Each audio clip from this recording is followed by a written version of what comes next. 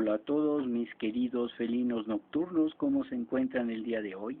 Somos de nuevo Eric León Gatosairetsi y la sombra felina nocturna, ahora en compañía de un gato disecado en una calabaza.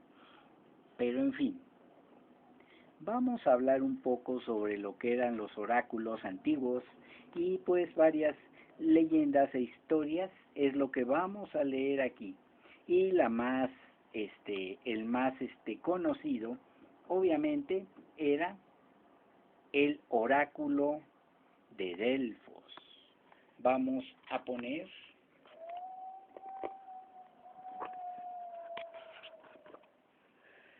esta era la sacerdotisa y tradicionalmente era conocida por la Pitia. Ella ejercita sus poderes mágicos tras haberse puesto en trance, inhalando vapores y masticando hojas de laurel. Sus palabras incomprensibles eran traducidas por un sacerdote, según se nos dice.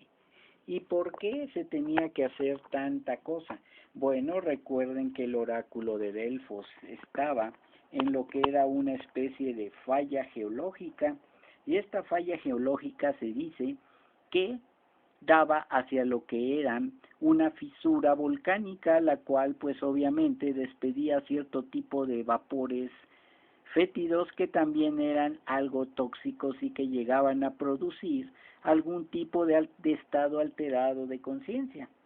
Y en el mundo antiguo los oráculos eran parte aceptada de la vida política y personal, y obviamente los más famosos eran, como ya dijimos, los de Delfos. En fin, estos ejercieron una influencia grande durante siglos, y quienes esperanzados o agradecidos los consultaban les hacían valiosos regalos, y muchos de esos santuarios albergaban grandísimas riquezas.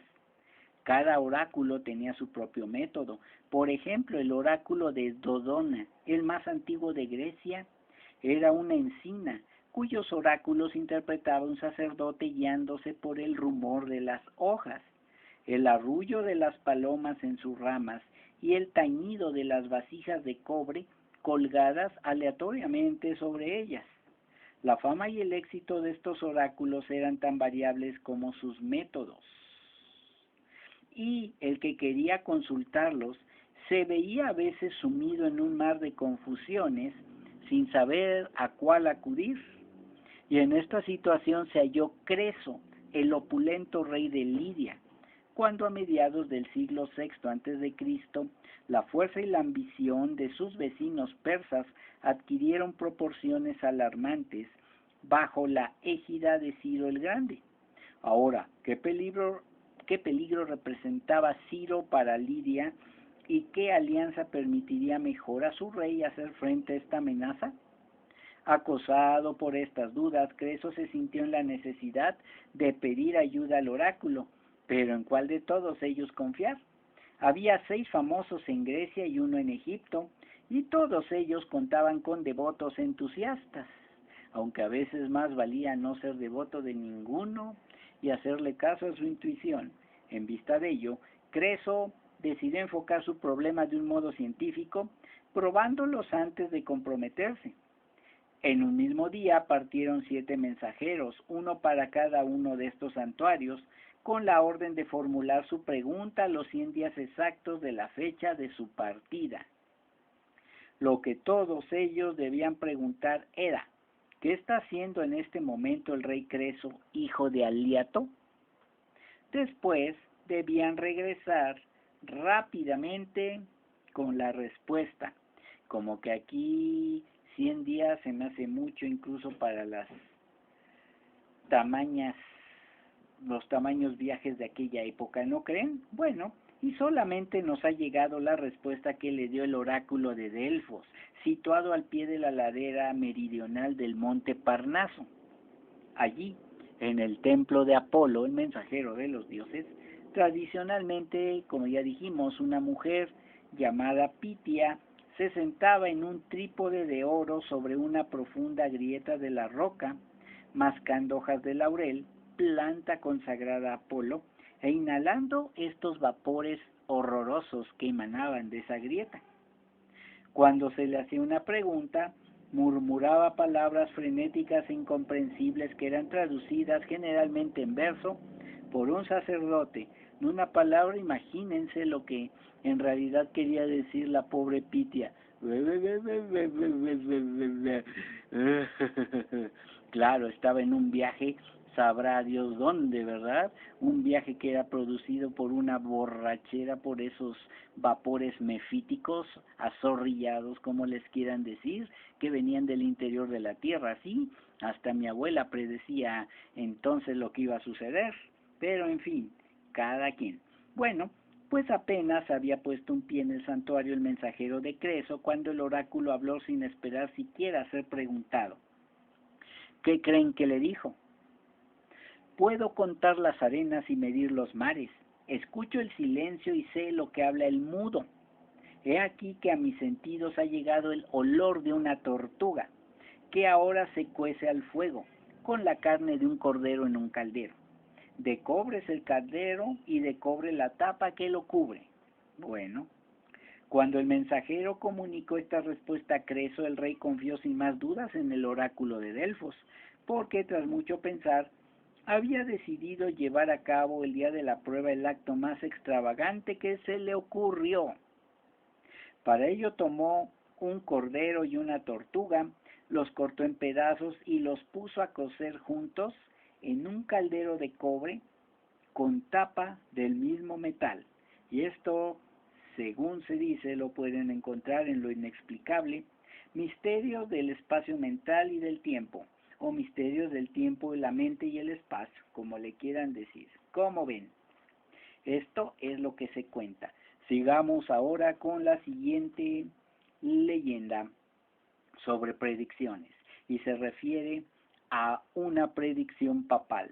A esto nada más voy a hacer un pequeño resumen, y si lo quieren después hablamos en otro video sobre las famosas profecías de San Malaquías. Bueno, pues aquí tenemos que una famosa profecía relativa a la sucesión papal ha sido atribuida con frecuencia y erróneamente a San Malaquías de Irlanda, que vivió hacia el año 1095 a 1148, y el cual dicen que alcanzó fama por sus dotes proféticas. La predicción en realidad se dice que es una falsificación publicada en 1595, consiste en una serie de breves semblanzas, frases de 2 o 3 palabras en latín, de 111 papas en el orden en que habrían de sucederse desde 1143 hasta el supuesto fin del papado.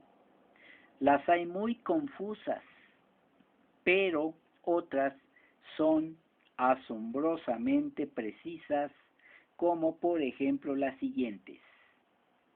La primera dice Montium Custos, o guardián de los montes, y se refiere a Alejandro VII, que reinó de 1655 a 1667, y él tenía como blasón familiar 3 montes con una estrella encima. La rosa Umbriae, o la rosa de Umbría, Clemente XIII, de 1758 a 1769, el cual ejerció su ministerio en Umbría antes de llegar a ser papa. El emblema de Umbría es una rosa. El siguiente es Ursus Velos, o oso veloz. Ese es Clemente XIV, de 1769 a 1774, el cual tenía en su escudo la imagen de un oso corriendo. ¿De qué correría el oso? ¿Quién sabe? Peregrinus Apostolicus, o peregrino apostólico. Este es Pío VI, de 1775 a 1799, y pasó los últimos años de su vida huyendo de las consecuencias políticas de la Revolución Francesa, de Balneis Etruria, o de los baños de Etruria. Gregorio XVI, de 1831 a 1846, el cual tuvo cargos en Etruria antes de su elección. ¡Qué casualidad! Religio de Populata o la religión asolada. El papa a quien corresponde, siguiendo el orden de la profecía, es Benedicto XV, de 1914 a 1922, cuyo pontificado abarcó la Primera Guerra Mundial y la subsiguiente, claro está, epidemia mundial de gripe o gripe española de ese entonces. En fin, Pastor Angelicus o Pastor Angélico. Es el Papa Pío XII de 1939 a 1958. Fue un devoto estudioso de Santo Tomás de Aquino, conocido tradicionalmente como el Doctor Angélico. Pastor et nauta, pastor y navegante. Juan XXIII, de 1958 a 1963, que fue el pastor y navegante del Concilio Vaticano II. Además fue patriarca de Venecia.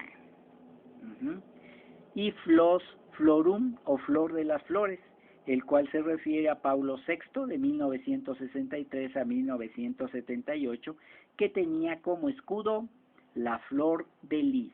Bueno, pues esta profecía solamente describía a 4 papas más después de Pablo VI, de Mediatate Luna o de la media luna, o del medio de la luna, el cual se refería a Juan Pablo I, que fue elegido papa el 26 de agosto de 1978 y murió 33 días después, el 28 de septiembre, aproximadamente en la mitad del mes lunar, comprendido entre las lunas llenas del 16 de septiembre y del 16 de octubre.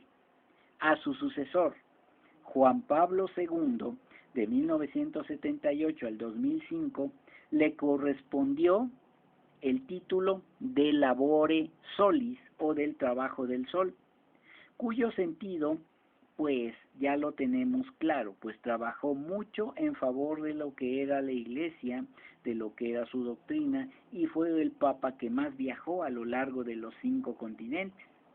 Los 2 papas restantes eran designados o son designados como de Gloria Olivae o la gloria del olivo, y Petrus Romanos o Pedro de Roma o Pedro el Romano. Tras el reinado del último papa o quizá durante él, Roma será destruida y sobrevendrá el día del juicio final, según se nos dice en la interpretación. ¿Cómo ven, mis queridos felinos nocturnos, esto? Y les voy a contar la última historia sobre profecías. Y se refiere precisamente a un tal Robert Nixon, el cual era un visionario rural con fama de retrasado mental, el cual nació hacia el año de 1467 en una granja del condado inglés de Cheshire. Empezó a trabajar como mozo de labranza porque, según parece, era demasiado tonto para hacer cualquier otra cosa, pobrecito. Apenas hablaba, aunque a veces farfullaba cosas incomprensibles que eran tomadas por indicio de sus pocos alcances mentales. Sin embargo, un día mientras araba hizo una pausa, miró como extrañado y exclamó: «Ahora, Dick, vamos, Harry». «Muy mal, Dick, bien hecho, Harry. Harry ha triunfado». Tales exclamaciones, más coherentes que la mayoría de las suyas, aunque también incomprensibles, llenaron de confusión a los compañeros de trabajo de Robert, pero al día siguiente todo quedó aclarado. En el mismo momento del extraño ataque de Robert, el rey Ricardo III moría en Bosworth Field, y el vencedor de esa batalla decisiva, Enrique Tudor, se convertiría en Enrique VII de Inglaterra. Las noticias de este adivino tan extraño no tardaron en llegar al nuevo rey, el cual, muy intrigado, quiso verlo, a cuyo fin partió de Londres el encargado de acompañar a Nixon al palacio. Aún no había dejado la corte el enviado cuando Robert supo que iba a llegar y, lleno de angustia, empezó a recorrer el pueblo de Over gritando que Enrique había enviado en su busca e iban a hacerlo morir de hambre. Oigan bien esto. Entre tanto, Enrique había ideado un método para poner a prueba al joven profeta, y cuando Nixon fue llevado a su presencia fingió una gran turbación. Le explicó que había perdido un valioso diamante. ¿Podrías ayudarme a encontrarlo? Nixon respondió tranquilamente con palabras de un proverbio que quien esconde puede hallar. Naturalmente, Enrique había escondido el diamante y le causó tal impresión la respuesta de este labrador que ordenó levantar acta de cuanto dijera el muchacho.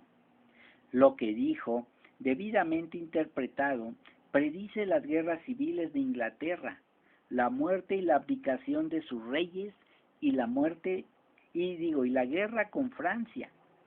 También predijo que el lugar de Nantwich en Cheshire sería asolado por una inundación, lo cual todavía no ha ocurrido.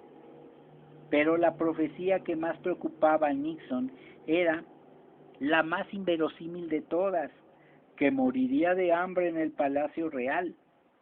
Para aplacar estos temores, Enrique ordenó que le dieran toda la comida que deseara comer y siempre que lo desease, orden que no contribuyó precisamente a hacer simpático al extraño joven en la cocina real, cuyo personal de todos modos envidiaba sus privilegios.